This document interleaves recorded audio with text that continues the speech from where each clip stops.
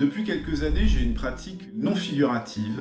Elle s'est imposée à moi tout simplement parce que, intégrant des collages de plus en plus dans mes tableaux figuratifs, je me suis dit, pourquoi ne pas réaliser des séries de tableaux essentiellement non figuratifs.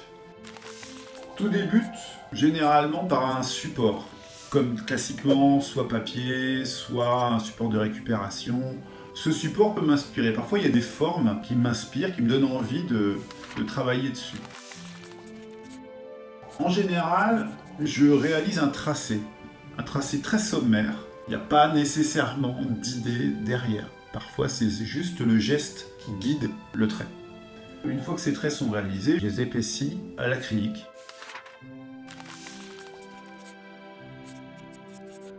J'intègre ensuite les collages. Et là, j'ai préparé ma palette de collages. J'ai dans mon atelier un certain nombre de classeurs avec des couleurs, avec des personnages. Je prévois à l'avance quelles couleurs, quels motifs je souhaiterais voir s'agencer les uns avec les autres sur le tableau sur lequel je suis en train de bosser.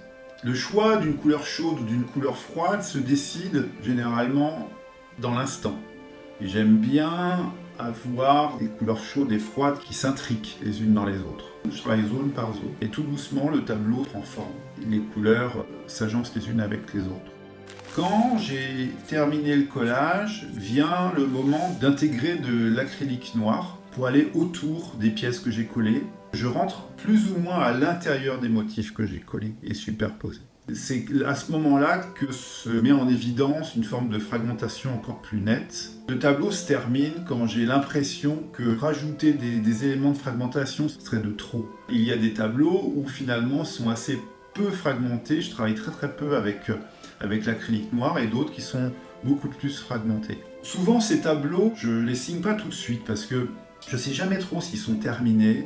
Je les pose sur le chevalet et j'attends. Et souvent, sans rien rajouter, je finis par les signer. Et à chaque fois, je les signe au dos, parce qu'ils peuvent avoir 4 orientations possibles, donc je ne veux pas imposer une orientation par ma signature.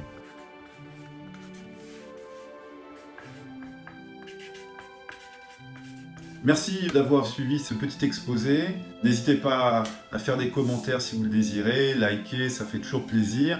Et si vous souhaitez regarder un petit peu une vidéo sur ma pratique artistique en figuratif, je vous invite à aller la regarder. Comme d'habitude, n'hésitez pas à me suivre sur Instagram et sur tous les réseaux sociaux, Facebook et autres.